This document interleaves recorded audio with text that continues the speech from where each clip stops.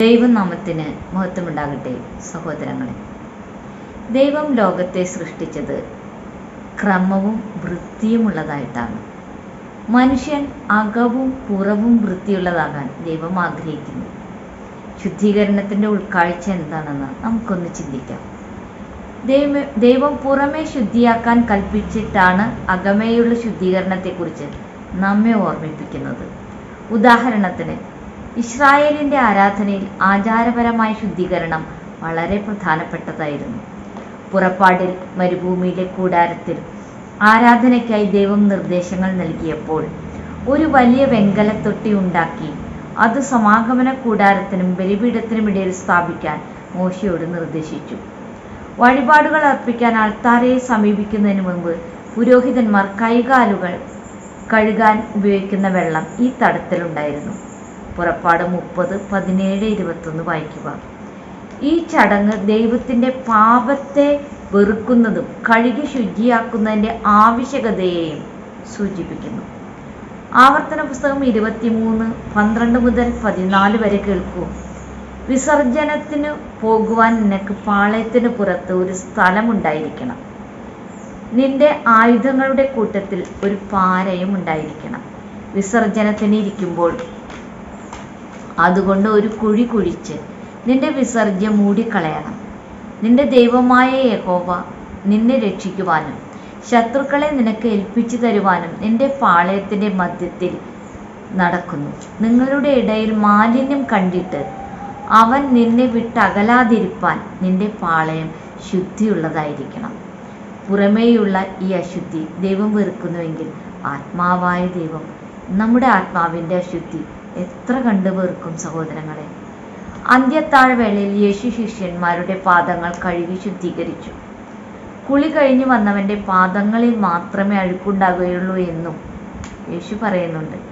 എല്ലാവരുടെയും കാലുകൾ കഴുകിയതിന് ശേഷം എല്ലാവരും ശുദ്ധിയുള്ളവർ അല്ല എന്നും പറയുന്നു.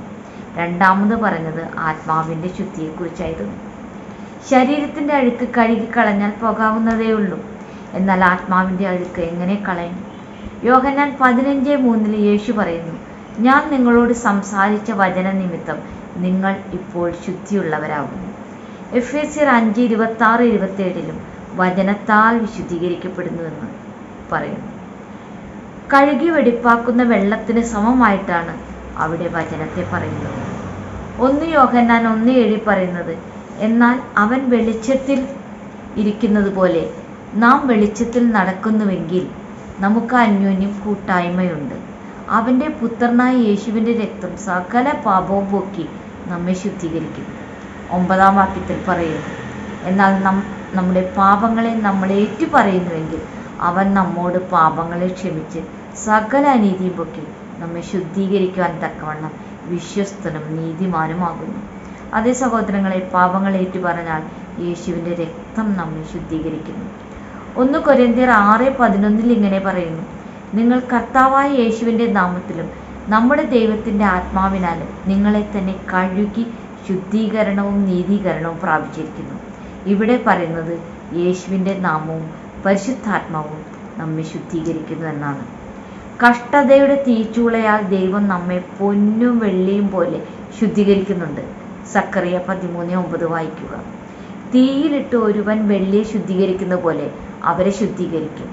സ്വർണം പരിശോധിക്കപ്പെടുന്നത് പോലെ അവരെ പരീക്ഷിക്കും. ഞാൻ അവർക്ക് ഉത്തരം നൽകും. അവർ എൻ്റെ ജനമെന്ന് ഞാൻ പറയും, യഹോവ എൻ്റെ ദൈവമെന്ന് അവർ പറയും. നാം ദൈവത്തിനായി മഹത്തായ വേല ചെയ്യുന്നുവെങ്കിൽ നാം ശുദ്ധീകരിക്കപ്പെടണം. നാം നമ്മുടെ പാപങ്ങളെ കൈകാര്യം ചെയ്യണമെന്ന് 2 തിമോത്തി 2:21 പറയുന്നു. ദൈവത്തിന് വെറുപ്പുളവാക്കുന്നതാണെന്ന് മനസ്സിലാക്കുന്ന എന്തും നമ്മുടെ ജീവിതത്തിൽ നിന്ന് ഉടനടി നീക്കം ചെയ്യണം. ഹൃദയത്തെ കഴുകി വെടുപ്പാക്കണം. മത്തായി 5:8 പറയുന്നു, ഹൃദയശുദ്ധിയുള്ളവർ ഭാഗ്യവാന്മാർ, അവർ ദൈവത്തെ കാണും. വചനത്താലും യേശുവിൻ്റെ രക്തത്താലും യേശുനാമത്താലും പരിശുദ്ധാത്മാവിനാലും കഷ്ടതയുടെ തീച്ചൂളയാലും കഴുകി വെടുപ്പാക്കിയ ഹൃദയവുമായി ദൈവത്തെ കാണാൻ നമുക്ക് ഒരുങ്ങാം. ഈ വചനങ്ങൾ സ്വീകരിക്കാൻ പരിശുദ്ധാത്മാവ് സഹായിക്കട്ടെ. ദൈവമേവരെയും സമൃദ്ധമായി അനുഗ്രഹിക്കട്ടെ.